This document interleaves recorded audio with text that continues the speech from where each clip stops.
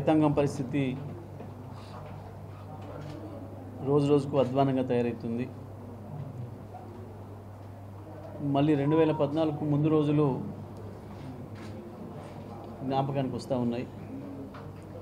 వ్యవసాయం అంటేనే భయపడే పరిస్థితి తీసుకొస్తుంది కాంగ్రెస్ ప్రభుత్వం. ప్రత్యేకించి నల్గొండ జిల్లా, ఉమ్మడి నల్గొండ జిల్లా కేసీఆర్ పరిపాలన కాలంలో వ్యవసాయ రంగానికి ఒక స్వర్ణయుగం లాగా ఉండే, రాష్ట్రం ఏర్పడే నాటికి కేవలం 3 లక్షల టన్నుల ధాన్యాన్ని సేకరించిన ఈ జిల్లా 2017-18 నాటికే 40 లక్షలకు పైగా టన్నుల ధాన్యాన్ని దేశానికి అందించి భారతదేశానికి అన్నపూర్ణగా మారింది. రైతుకు అవసరమైన ఏ పని కానీ ఒక నిమిషం కూడా ఆలస్యం లేకుండా ఆ రోజు ప్రభుత్వ యంత్రాంగం, మా ప్రజాప్రతినిధులు అందరూ కూడా వెంటబడి చూసుకున్నారు. విత్తనం మొదలు పెడితే పంట చేతికి వచ్చేంత వరకు ప్రతి సందర్భంలో జిల్లా మంత్రిగా నేను కావచ్చు, మా జిల్లా అధికారులందరూ కావచ్చు, మా శాసనసభ్యులు, మా ప్రజాప్రతినిధులు అందరూ కూడా, మా ఎంపీపీలు, మా జడ్పీటీసీలతో సహా, మా ఎంపీటీసీ సర్పంచులతో సహా ప్రతి ఒక్కరు కూడా రైతులతోనే ఉండి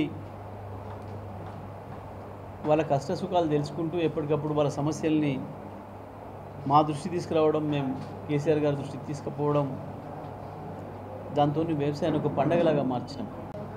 ప్రతి సంవత్సరం కూడా వ్యవసాయ రంగం పైన ప్రతి పంటకు 3 సార్లు రివ్యూ చేసేవాళ్ళు, సమీక్షలు చేసేవాళ్ళు. 3 జిల్లాల్లో కూడా నేను ఏ జిల్లాకు ఆ జిల్లా అధికారులు, ప్రజాప్రతినిధులతో కలిసి పంట కోతకొచ్చేదానికి ముందే నెల రోజుల ముందు నుంచే సిద్ధం చేసి గూనె సంచులతో సహా అని సిద్ధం చేసి పెట్టేవాళ్ళు. కానీ దురదృష్టవశాత్తు ఇవాళ ఈ కాంగ్రెస్ ప్రభుత్వం వచ్చిన తర్వాత ఈ జిల్లాలో 2 మంత్రులు ఉన్నా ఈ 16 నెలల కాలంలో 3 పంటలు అయిపోయినాయి, 4వ పంట వస్తూ ఉంది. ఏ ఒక్కరోజు కూడా జిల్లాలో వ్యవసాయ పరిస్థితులపైన సమీక్ష పెట్టిన పాపన మూలేదు ఈ మంత్రులు. రైతుకు దెబ్బ మీద దెబ్బ పడుతూ ఉంది. ఏరికోరు తెచ్చినోడు ఎగిరెగుతానండి అన్న మాట ఇవాళ స్పష్టంగా రైతాంగానికి జరుగుతూ ఉంది. రైతాంగం గుండెల మీద కాంగ్రెస్ ప్రభుత్వం ఎగిరెగిరి తన్నుతున్నది. ఒక్కటొక్కటిగా కోతలు పెడుతూ రుణమాఫీ 30% కూడా చేయలేదు. రైతులు ఏడుస్తూ ఉన్నారు. ముఖ్యమంత్రి, మంత్రులు ఒకరికొకరికి సంబంధం లేకుండా మాట్లాడిన మాటలతోనే 2 లక్షల వరకున్న అప్పును తీరుస్తాం, పైది మీరు కట్టుకోండి అంటే చాలామంది రైతులు వెళ్ళి కట్టుకున్నారు. కానీ పాపం వీళ్ళు 2 లక్షలు కట్టలేదు. ఆ రైతు ఇప్పుడు అప్పు తెచ్చుకునే పరిస్థితి కూడా లేదు. బయట ఎక్కువ వడ్డీ తీసుకోవాల్సిన దుస్థితి ఏర్పడింది రైతుకి. 30,000 ఉన్న వాళ్ళు, 50,000 ఉన్న వాళ్ళు కూడా మాకు కాలేదు అని మొత్తుకుంటున్నారు. 30% మంది కూడా రుణమాఫీ అయినట్టుగా చెప్పడం లేదు గ్రామాల్లో. ప్రైవేట్ వడ్డీలకు పోవాల్సిన దుస్థితి వచ్చింది. ఇప్పుడు రైతు బంధు విషయంలో ఇప్పటికీ ప్రభుత్వం దాగుడు మూతలు ఆడుతూ ఉంది. రైతు భరోసా ప్రారంభించనే లేదు. 2 విడతలు రైతు బంధు ఎగ్గొట్టిండ్రు. 10-12 వేల కోట్లే రైతాంగానికి ఇచ్చి మేము రుణమాఫీ చేసినామని చెప్పి బుకాయించే ప్రయత్నం చేస్తూ ఉంది ప్రభుత్వం.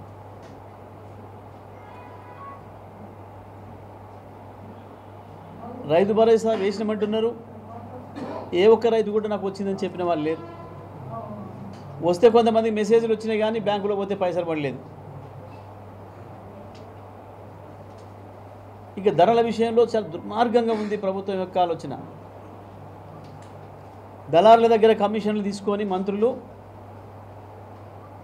రైతాంగాన్ని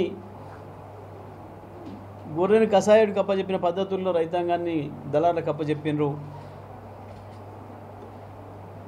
గత 4 వరుసగా 3 పంటలకు ఏ ఒక్కసారి కూడా మద్దతు ధర రాలేదు రైతుకి. ప్రభుత్వం కొనడం లేదు, ధరలను నియంత్రించడం లేదు. వాళ్ళకి ఇష్టం వచ్చిన పద్ధతుల్లో 1600, 1700, 1800 కూడా అడుగుతూ ఉన్నారు రైతుల పరిస్థితి. మళ్ళీ ఇప్పుడు వాళ్ళ చేతుల్లో వాళ్ళ దయాదాక్షిణ్యాల మీద ఆధారపడే పరిస్థితికి వచ్చింది. ఇది ప్రభుత్వ పెద్దలకు తెలిసే జరుగుతుంది. ఆనాడు ఎక్కడైనా కొంచెం ధర తగ్గింది అని అంటే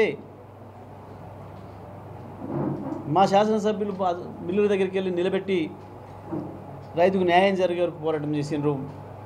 మాకు మాట్లాడితే మేము అధికారులను ఎప్పటికప్పుడు అప్రమత్తం చేసి ఎక్కడ రైతు నష్టం జరగకుండా చూసుకున్నాం. గత 3 సీజన్లు అదే జరిగింది. ఇప్పుడు కూడా ఇప్పటికే సాగర్ కెనాల్ కింద దాదాపు 60-70% పైగా వరి కోతలు పూర్తయినాయి. కానీ ఇప్పటి వరకు ఒక్క కొనుగోలు కేంద్రం ప్రారంభం చేయలే, ఒక్క క్వింటా ఒడ్లు కొనలే ఈ ప్రభుత్వం. మీ మీడియా మిత్రులు ఎవరైనా వెళ్ళి చూసిరండి. నేను చెప్పేది నిజమా అబద్ధమా? నేను ఇప్పుడు అక్కడి నుంచెల్లే వస్తున్నా, హుజూర్ నగర్ నుంచి మిర్యాలగూడ నుంచి వస్తా ఉన్నా. నేను గాడపల్లి, నేరేడుచెర్ల, మిర్యాలగూడ మీద ఇటు వస్తున్నా. నేను అంతటి దాదాపు కోతలు పూర్తయిపోయినాయి అక్కడ. ఆనాడు బోనస్ ఇస్తే అన్ని దొడ్డోడ్లకు ఇస్తామని చెప్పి రాసిచ్చింది కాంగ్రెస్ పార్టీ. ఆ తర్వాత మాట మార్చి సన్న ఓట్లకే ఇస్తాము అంటే కూడా రైతాంగం సన్న ఓట్లకు మారిరు చాలామంది. కానీ ఇప్పటి వరకు బోనస్ బోగస్ అయిపోయింది.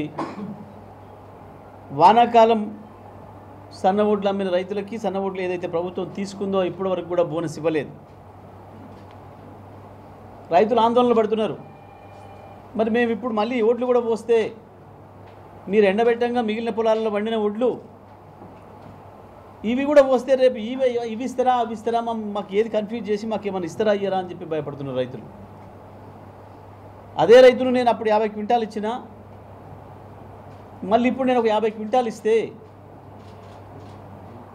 అసలు అప్పుడే ఇవ్వలేదు, మరి ఇప్పుడైనా ఇస్తారా లేదా 2 కలిపి ఎగ్గొడతారా, మా పరిస్థితి ఏంది, లెక్క ఎట్లా అని చెప్పి భయపడుతున్నారు. దీని ప్రభుత్వం వెంటనే సమాధానం చెప్పాలి. సివిల్ శాఖ మంత్రి గారు ఉత్తమ్ కుమార్ రెడ్డి, నీ నియోజకవర్గంలోనే ఎక్కువ ఉన్నాయి సన్న ఓట్లు. సరే, నువ్వు కొనకపోవడం వల్ల ఇప్పటికే రైతాంగం అడ్డీ బావుషేరు అమ్ముకున్నారు. ఇవాళ చాలా మిల్లులలో ధాన్యం ఎక్కువ వచ్చిందని కొనకుండా కిరికిరి పెడుతున్నారు. అక్కడ ఇవాళ 2-3 చోట్ల రైతులు ధర్నాలు కూడా చేసిండ్రు.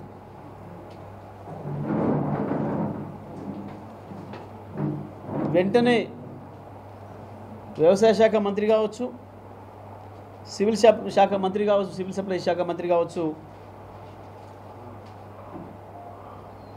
రంగంలో దిగాలే. వెంటనే జిల్లా అధికారులను అప్రమత్తం చేయాలి. రైతాంగానికి అన్యాయం కాకుండా చూడాల్సిన బాధ్యత మీ పైన ఉంది. ఎట్లాగో నల్లగొండ మంత్రికి ఎన్నడూ కూడా సోయలేదు. రైతాంగం గురించి ఆలోచించే తీరిక ఈయనకేం లేదు.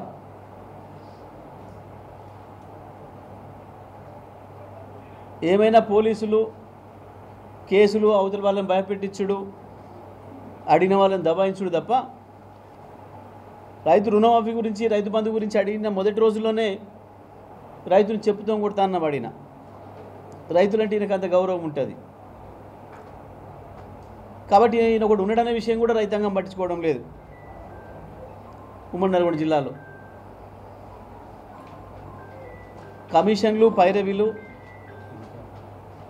గాలి తిరగటాలు, సోయి లేకుండా మాట్లాడడం తప్ప ఈ జిల్లా మంత్రికి ఇంకోటి సోయి లేదు. పూర్తిగా పోలీసుల మీద ఆధారపడి బతుకుతున్నాడు. ఒకవైపు ప్రభుత్వం చేసే దుర్మార్గాల్ని ప్రశ్నిస్తూ ప్రజలు వాళ్ళ బాధను వ్యక్తీకరిస్తుంటే సోషల్ మీడియాలో పెడుతున్నారు, వాట్సాప్లలో పెడుతున్నారని చెప్పి కేసులు పెట్టించి భయపెట్టించి దాన్ని అణిచివేస్తామనే ఒక పిచ్చి ప్రయత్నంలో ఉన్నారు. ఈ తెలివి తక్కువ ప్రయత్నాలు మానుకుంటే మంచిది. ప్రభుత్వం, మంత్రులు ఇవాళ కూడా నల్లగొండలో మా పార్టీ మాజీ సర్పంచు బండమీది రాములు అని చెప్పి తను ప్రజల్లో ఉన్నాడు కాబట్టి ప్రజలు అంటున్న విషయాల్ని పెట్టినాడు. సోషల్ మీడియాలో పెడతాడు, తప్పకుండా పెడతాడు. నేను విజ్ఞప్తి చేస్తున్న జిల్లాలో ఉన్న అందరు సోషల్ మీడియా యాక్టివిస్టులు కావచ్చు, వాట్సాప్లలో మెసేజ్ చూసే వాళ్ళు కావచ్చు, పెట్టే అలవాటు ఉన్న వాళ్ళు కావచ్చు, ఇంకా పెద్ద ఎత్తున పెట్టండి.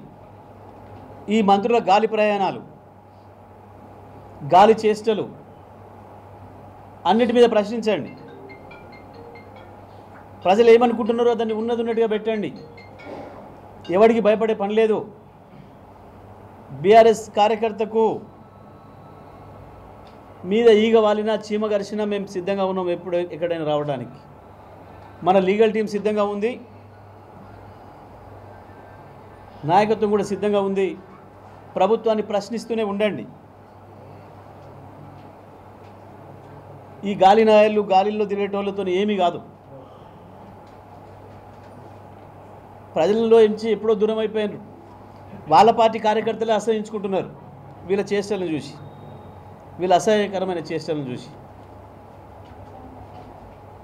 పొదువుకంగానే రాత్రిపూట రివ్యూ మీటింగ్లకి ఆలస్యం అవుతుందని చెప్పి గాలిలో తిరుగుతున్నారు. పాపం చీకటి అయితే ఆలస్యం అవుతుంది రాత్రిపూట రివ్యూలకి. అంతకు మించి అంతకు తప్ప వేరే లేదు వీళ్ళ ప్రయాణాలలో. నేను జిల్లా అధికారులకు కూడా విజ్ఞప్తి చేస్తూ ఉన్నా. జిల్లా కలెక్టర్ గారు కూడా ఆమె పాపం కాంగ్రెస్ పార్టీ కార్యకర్తలు అనుకుంటున్నట్టుంది. తప్పకుండా మీ మీద ఏసీఆర్ ఉంటుందనే విషయాన్ని కూడా గుర్తుపెట్టుకోవాలి. కేవలం అధికారంలో ఉన్నోళ్ళే రాస్తారనుకుంటే తప్పు అవుతుంది. కాంగ్రెస్ పార్టీ కార్యకర్తలాగా మాట్లాడుతుంది జిల్లా కలెక్టర్ గారు. మీరు మాట్లాడిన రికార్డులు ఉన్నాయి మా దగ్గర. తప్పకుండా మేము డిఓపిటికి కూడా కంప్లైంట్ చేయాల్సి వస్తుంది.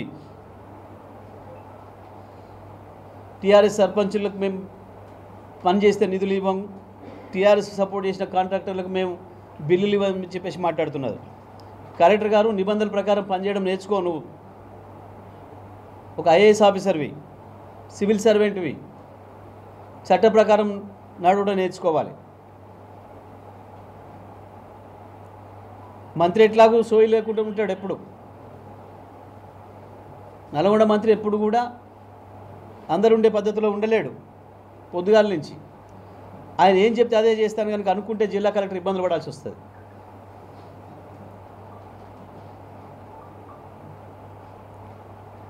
పేరు పెట్టి అడిగి మీది టీఆర్ఎస్ పార్టీ అని అడిగి పనులు చేస్తున్నట్టు కనబడుతూ ఉంది జిల్లా కలెక్టర్.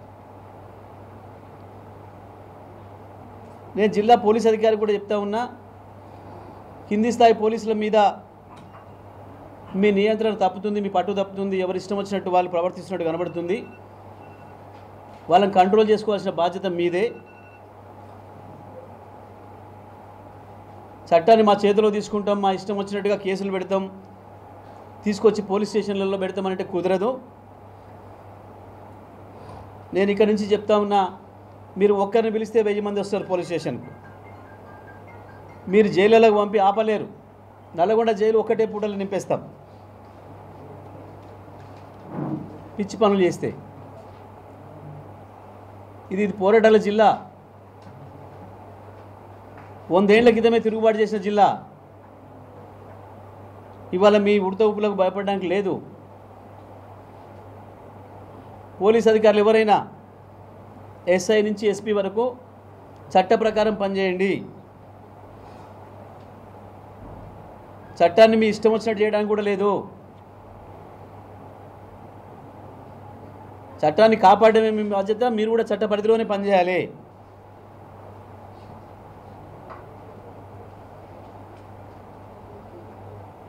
ఇంకొకసారి టీఆర్ఎస్ పార్టీకి సంబంధించిన కార్యకర్తల్ని, నాయకుల్ని కానీ, సోషల్ మీడియాకి సంబంధించిన ఎవరిని కానీ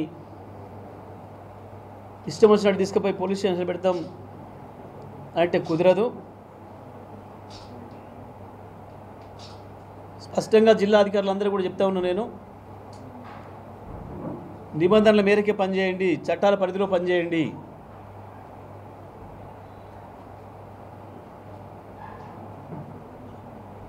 కానీ ఇష్టం వచ్చినట్టుగా ఎవడో పైరవికారులు చెప్తే, ఎవడో స్పృహలో లేకుండా ఎవడో ఉత్తర్వులు ఇస్తే ఆ మాటలు వింటే మీరు దెబ్బతింటారు.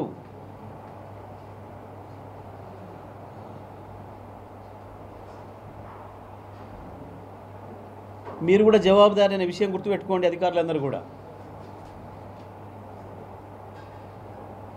ప్రజల్లో మొదలైంది, ఇప్పటికీ అసహనం మొదలైంది, తిరుగుబాటు రూపంలోకి వస్తూ ఉంది. మంత్రులు, ఎమ్మెల్యేలో, వాళ్ళ తాబేదారులో, వాళ్ళ పైరవికారులో ఇష్టం వచ్చినట్టు ఏది చెప్తే అది చేస్తాం అనే పద్ధతుల్లో కనుక అధికారులు పనిచేస్తే నష్టపోయేది మీరే. ప్రజాప్రతినిధులు అయిపోతుంది, ఇంకో 3.5 నెలల్లో అయిపోతారు. కానీ మీరు ఉంటారు. ఆ తర్వాత మా ప్రభుత్వంలో కూడా పనిచేయాల్సి ఉంటుంది. ఆ తర్వాత 20 ఏళ్ళు మీ సర్వీస్ అంతా అయిపోయేంత వరకు కూడా మేమే ఉంటాం. మీ సర్వీస్ రికార్డ్ అంతా మా చేతుల్లో ఉంటుంది. అది పోలీస్ అధికారులు కావచ్చు, సివిల్ అధికారులు ఎవరైనా కావచ్చు.